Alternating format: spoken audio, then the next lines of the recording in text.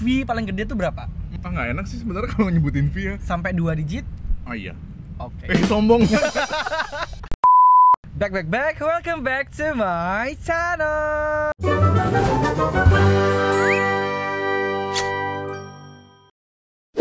Guys, akhirnya setelah sekian lama hiatus, akhirnya sharing session finally back.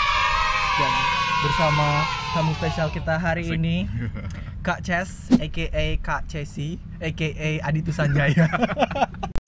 Silakan Kak Ces, perkenalkan diri, anggap aja channel sendiri gitu. Halo semuanya, penonton setia channelnya Andre, nama saya Aditya Sanjaya. Saya sebenarnya bukan siapa-siapa. Saya juga bingung ngapain saya di sini, ya kan? Tapi guys, kalian harus percaya, Kak Ces ini adalah seorang multitalenta yang kekuatannya itu, super powernya itu ada di mulut. Oke guys, hari ini kita bakalan ngebahas sesuatu yang fenomenal banget. Hari ini sudah mendatangkan seorang radio DJ, MC wedding hits. Gimana nih Kak Ces? New normal selama pandemi as a MC, radio DJ, dampaknya seberapa sih? Oke, kalau ngomongin dari dampak pandemi ini, kalau kita bisa lihat sendiri, emang dampaknya itu tidak hanya 1-2 bidang gitu kan. Hampir semua itu ke divert, hampir semua tuh kayak teralihkan. Dan ya kita harus menyesuaikan diri dengan hal yang baru. Seperti saya sendiri, radio sekarang siarannya dari rumah. Oke. Ya kan? Terus kalau MC sekarang hampir tidak ada. Jadi untuk dealing-dealing tahun 2020 ini semua dipindahkan ke tahun 2021. Ini sih sebenarnya karena jadinya ada beberapa tanggal yang tabrakan dan ya I have to choose one gitu.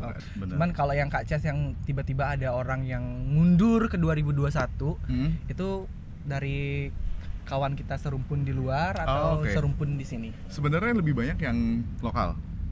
Dari Jakarta, dari Surabaya biasanya seperti itu. Karena kalau saya juga kemarin-kemarin itu kebanyakan handle weddingnya adalah tamunya sebenarnya domestik, tapi mereka tetap yang bilingual gitu. Karena memang yang nikah sendiri pun itu mereka lahir Jakarta, tinggal gede di New York gitu. Oke, jadi teman-temannya udah mancanegara gitu kan. Di sini yang rata-rata juga mostly mix gitu. Kalau untuk bule sendiri beberapa tahun kemarin juga emang sempat beberapa, tapi nggak begitu, tidak sebanyak yang lokal di Indonesia.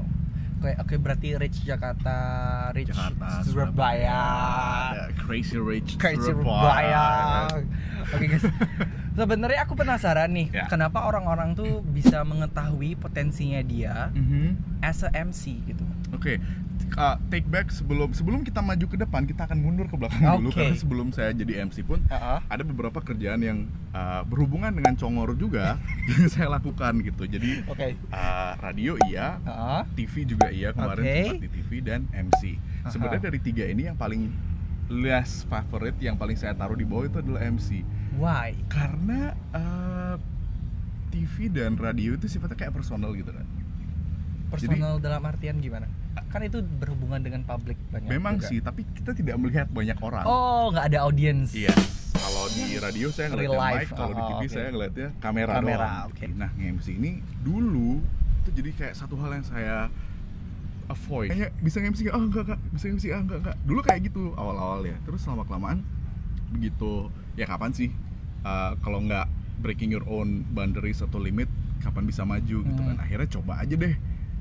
Kok enak. Fee-nya jauh lebih besar atau fee-nya mungkin sama, cuman feels-nya beda, dapat makanan gratis, dapat ke venue yang luar biasa, benzin. Jadi banyak sih sebenarnya gitu kan. Tapi setelah akhirnya saya ngelihat apa yang saya lakukan, ketemu banyak orang, itu ngebantu untuk nge-build up karakter, terus ngebantu untuk buka pikiran juga. Wah, ini orangnya seperti ini, kita handle-nya seperti apa kayak gitu. Dan itu sangat membantu untuk semua kegiatan bersosialisasi gitu kan. Berarti nggak sebatas cuap-cuap memandu sebuah acara, cuman meet up sama orangnya jadi develop banget. Karena memang juga saya nggak cuma di wedding aja kan. Belakangan memang kebanyakan di wedding. Tapi sebelumnya banyak banget gitu variety-nya, untuk corporate event, terus untuk seminar, untuk conference, pageant bahkan tahun langganan pageant, musik, konser segala macam, ditimpuk batu juga pernah gitu kan. Jadi banyak banget, dan akhirnya dari situ ketemu banyak orang, ngelihat wah kalau oh event A nih seperti ini nih, event B seperti ini, jadi banyak value yang saya dapat di situ juga. Oke. So kilas baliknya itu di umur berapa nih sebenarnya awal berkecimpung di dunia cuap-cuap? Oke, kalau dari cuap-cuap sendiri dari SMA. Awalnya tuh di mana terjunnya? Pertamanya adalah radio. Dari dulu pengen banget jadi penyiar TV sebenarnya. Jadi dari dulu tuh suka ikut lomba-lomba news presenter, lomba news reading kayak gitu. Terus tapi yang kebuka pertama awalnya adalah si radio malah. Itu CDBS namanya. CDBS. Ada sangkatan CDBS? Halo. Tapi saya waktu di CDBS 2 kali trial sih. Kayak pertama karena memang masih kelas 2 SMA. Iseng nih anak SMA naruh lamaran. Terus SMA, interviewnya guys. Waktu itu di jam pelajaran harus bolos ke Sanur untuk interview. Ternyata lolos, dicari cuma 4 orang waktu itu, lolos untuk training. Proses training selama 1 bulan itu benar-benar selesai sekolah langsung situ. Dari 4 itu cuma diambil 2 waktu itu. Ya.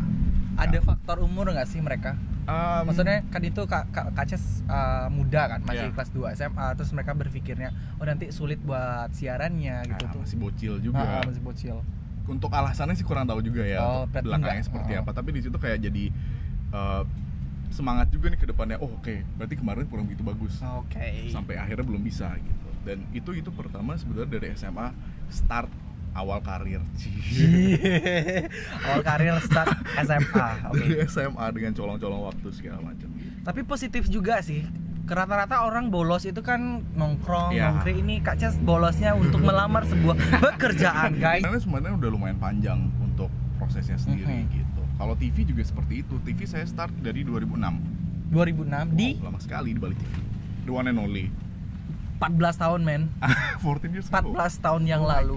Dari Turuna-Turuni dan Pasar ada lomba presenter Bali TV. Proses juga panjang tuh, akhirnya masuk 10 besar. 20 dulu, dites kamera, tes apa segala macam, masuk 10 besar, masuk karantina. Tapi karantinanya nggak ada nginep gitu sih, cuman kita kayak berarti ada proses yang cukup panjang untuk menjadi seorang news anchor di Bali TV. Waktu itu final itu sebulan. Wow, lebih panjang daripada pageant ya? Iya. Dan kita juga diajarin untuk cari berita. Itu yang saya serunya. Jadi kita turun langsung untuk cari narasumber, cari berita. Terus kita ketik sendiri, yang bagus itu ditampilin waktu itu. Menang, terus langsung kontrak. Sign kontrak langsung di situ. Kontrak, cuman waktu itu setahun memutuskan untuk stop dulu deh, nanti dia balik lagi gitu. Ada beberapa hal yang mau dikerjain dulu gitu. Terus kemudian 2011 atau 2012 itu lupa, balik lagi Bali TV. Ingat gak sih Kak, kalau misalkan sesuatu hal yang didapat berupa duit gitu, fee pertama banget, bener-bener jadi seorang bekerja dan dapat fee. Ingat banget. Itu akhirnya berbentuk sebuah jaket. Jadi bukan mata di dalam uang, tapi jaket. Enggak uang sih sebenarnya. Uang dulu. Uang yang akhirnya dibelanjain jadi jaket. Gitu. Jaketnya masih disimpan? Masih ada. Wow. Dan masih bisa dipakai. Wow.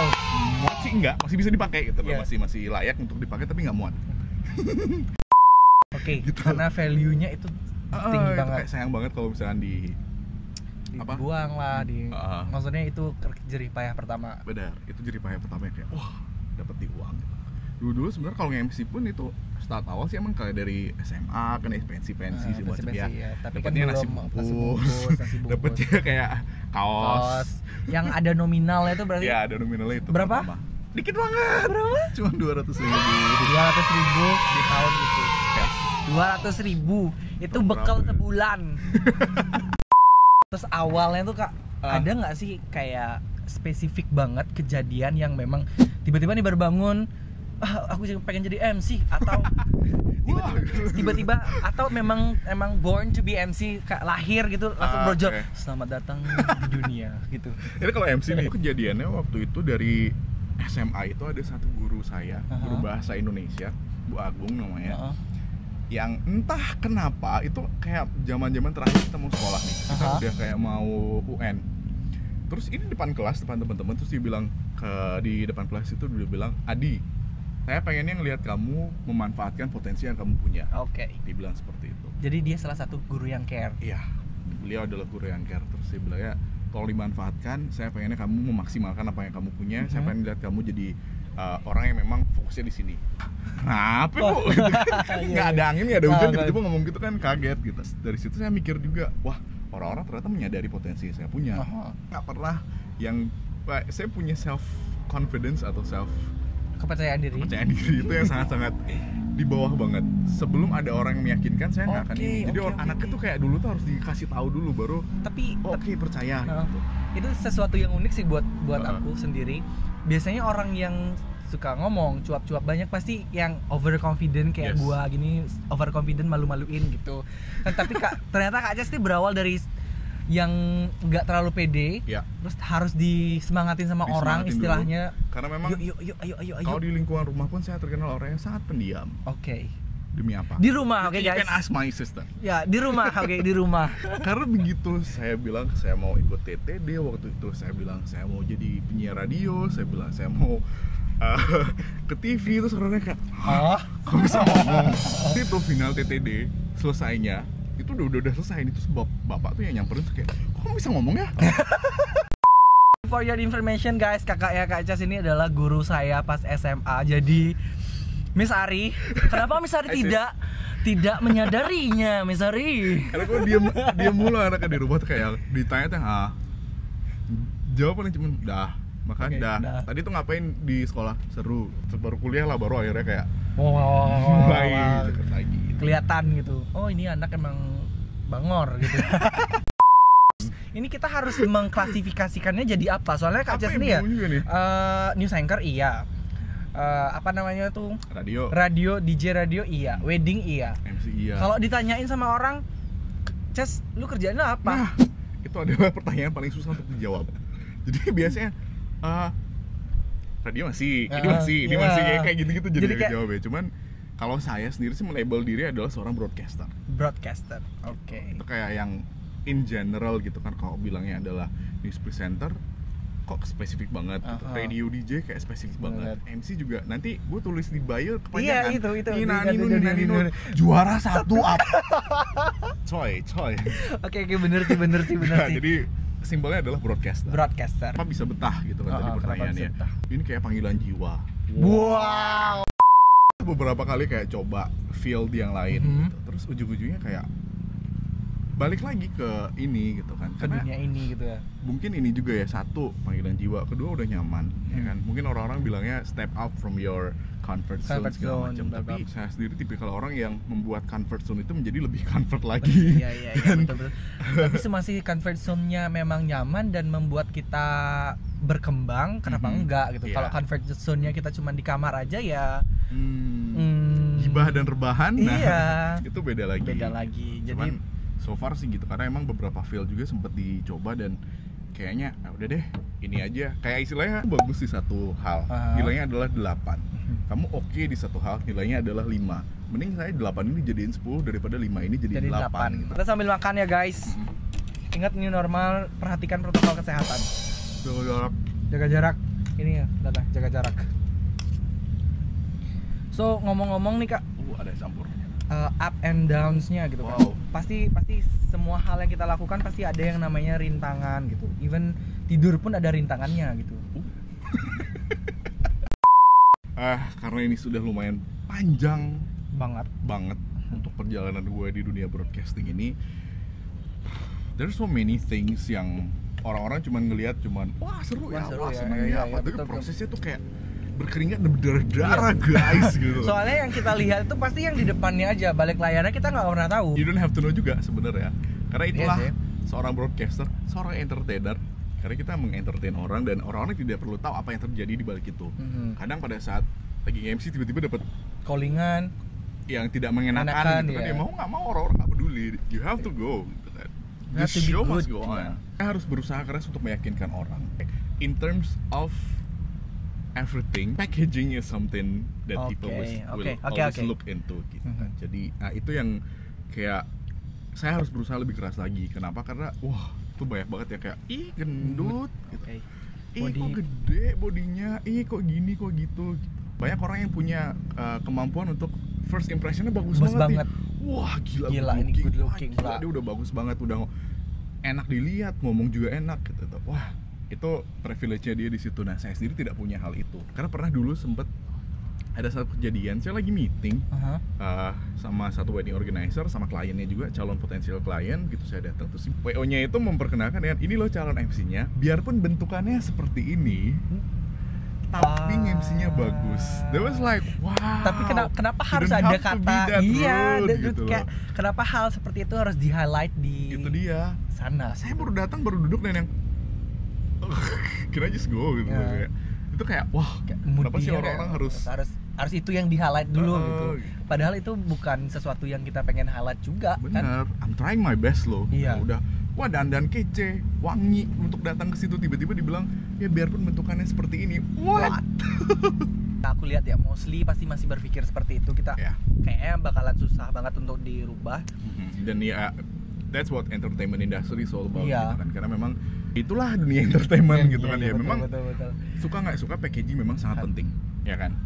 Saya juga menyadari itu, jadi menyiasati dengan oke lah pakai jas yang lebih keren, apa lebih penampilan lebih dijaga juga gitu. Cuman ya suka nggak suka sekarang teman-teman yang seprofesi, gue nggak mau bilang saingan ya, tapi teman-teman yang seprofesi juga banyak, dan dengan packaging yang wah keren. Gue ngeliatnya juga kayak gila keren banget nih orang gitu kan. Cuman ya sekali lagi balik lagi adalah quality speaks louder sih. Apa yang membuat lo bisa lolesin di satu tempat adalah kualitas lo. Ya betul. Ini pasti ada teman-teman yang memang dari kecil emang gue mau jadi MC dah. Cuman kebanyakan orang tua bakalan mostly ya. Aku nggak bilang kebanyakan, tapi mostly itu kan kebanyakan ya angin. Mostly orang tua yang masih konservatif pasti akan sedikit menentang anaknya untuk menjadi seorang MC karena itu dilihatnya jangan gitu sengan pes. Orang tua di luar sana. Oke, jangan kan orang-orang tua di luar sana ya. Orang tua saya sendiri pun begitu. Ada tetangga yang kayak ngobrol-ngobrol sama orang tua saya. Wih, gila ya ngomongnya MC-nya di tempat-tempat bagus. Mahal apalah segala macam. Seperti itu kata-kata pamungkas yang akhirnya ngebuat orang tua saya sadar kalau wah ini menjanjikan juga sebenarnya. Ibu tuh sampai bilang bener juga ya, kalau misalkan emang udah bagus di satu hal, dimanapun ditempatin pasti akan bagus. Saya dalam hati yang akhirnya aja loh. Cuman ya tetap sih kita harus tetap meminta restu doa orang tua juga pastinya. Dan apapun yang saya dapetin sekarang juga pasti itu semua berkatnya mereka, berkat orang tua berkat juga. Doa mereka. Karena mereka juga mungkin nggak setujunya karena worry sama kitanya juga kan. Awalnya pasti karena bingung juga nih anak kok nggak kerja. Mereka lihatnya ini anak kok tidur doang. Yes. Pulang malam dia kerja atau kagak sebenarnya? Kerjaannya gitu. Apa pulang-pulang malam? Iya gitu. Bicara tentang tawaran nih sekarang, fee gitu. Tawaran. Pernah ditawar berapa sih paling tinggi? Wah. Fee paling gede tuh berapa? Lupa. Nggak enak sih sebenarnya kalau nyebutin fee ya. Sampai 2 digit? Oh iya. Oke. Sombong. Jangan ragu, kalau kalian memang tahu potensinya ada di dunia percuap-cuapan, silahkan kejar mimpi kalian. Ini contohnya guys, 2 digit terbesar pernah itu didapat. Terbesar sih ya. Maksudnya nggak, ya maksudnya nggak terus kan? Bentar gue nggak di ini lagi deh. Oh iya. Setiap occasion itu pasti ada kayak kebutuhannya masing-masing. Misalkan attendance-nya ada berapa orang, terus berapa lama durasinya, itu akan menyesuaikan. Jadi kayak skill-nya nih international events, ada yang lokal atau apa, itu pasti juga menyesuaikan. Terus nge-MC paling jauh tuh di mana kak? Paling jauh itu kemarin terakhir di Pontianak. Terakhir itu Pontianak. Jadi itu kalau nge-MC keluar kota tuh kita dibiayain nggak sih? Dibiayain semua, jadi semua include dari tiket pesawat, VIP, bisnis, kelas, ekonomi.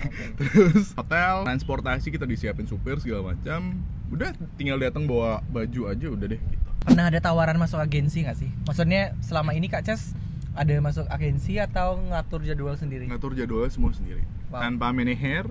Yang mau jadi manajer silahkan lo. Kalau belakangan nyari manajer atau memang mau cuanan sendiri aja?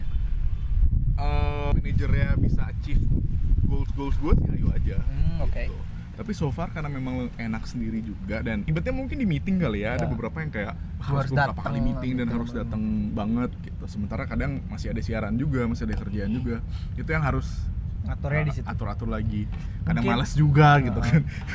Mungkin kalau nggak manajer PA gitu. Oke. Ada kemarin sempat ada yang nawar-nawar semua, jadi kak butuh PA nggak, cuman Nggak, 2020 nggak ada job, lu nanya sekarang. Tapi memang nggak pernah di hire dari agensi. Kalau agensi ada sih, cuman kayak nggak begitu banyak dan tidak terikat. Maksudnya karena memang saya statusnya tetap freelancer.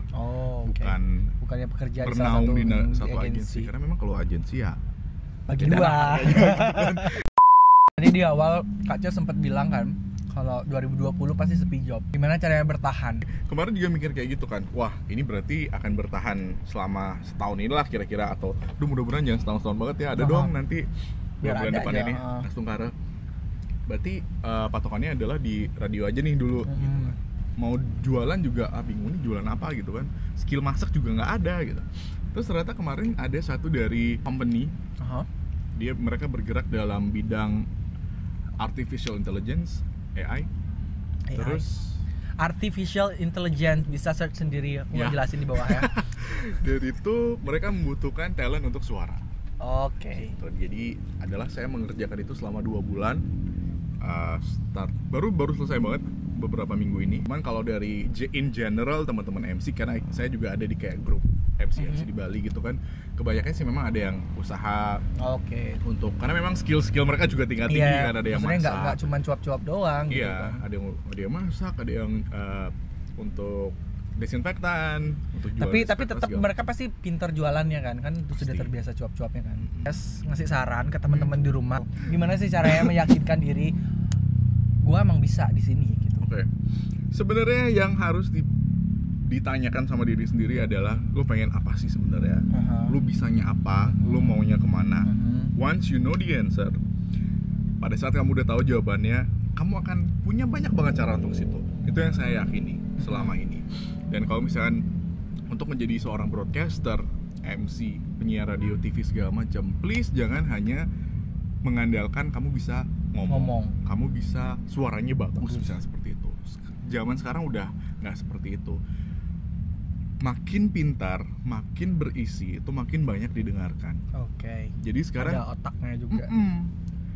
Banyak banget orang yang menunjukkan kalau biarpun suaranya dikategorikan bukan yang radio voice, bukan yang suara enak didengar, tapi ternyata bisa sukses di satu bidang yang bertolak belakang sama apa yang dia bawa itu kan, karena memang orangnya pembawaannya bagus.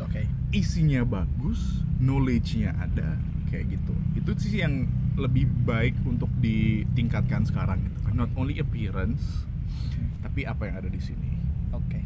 Poin pentingnya adalah knowledge. Jadi kalian apapun potensi kalian, knowledge itu tetap harus dibangun dulu gitu. Jangan stop untuk belajar, seriously. Dan once kamu masuk ke satu dunia, itu bukan akhir dari perjalananmu atau akhir belajar ya. Karena saya dulu seperti itu.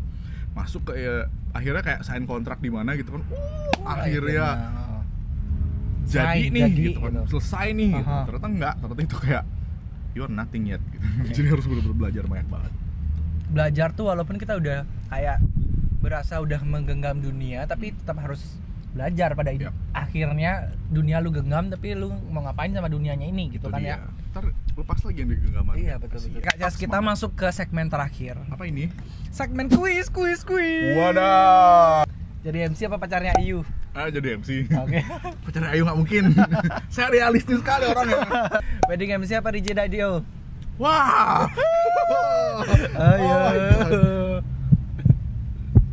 Ayo. Di MC atau radio? DJ radio.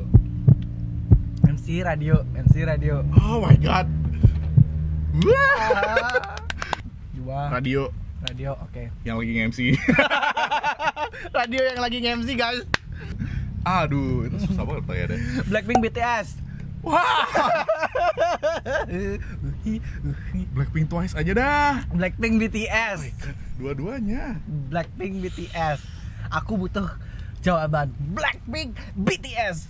Blink Army. Terima kasih Kak Jas sudah hadir di channelku. Back. Semoga obrolan kita ini banyak menginspirasi teman-teman. Ini aku juga belajar banyak. Amin. Mendengarkan cerita-cerita Kak Jas gimana walaupun udah sukses, udah punya nama, punya nama di bidang broadcaster, tapi masih mau belajar karena itu yang terpenting, guys. Ingat, Ingat. Jangan lupa follow Adi itu Sanjaya. Nih, Adi itu Sanjaya. Ini muncul pop-up. Tapi nggak bisa ngeditnya. Thank you so much sudah hadir di channel kesayangan teman-teman semua. Dimana lagi kalau bukan Andre Widan Mika, siapa aku? Pacar virtual kamu. Bye bye.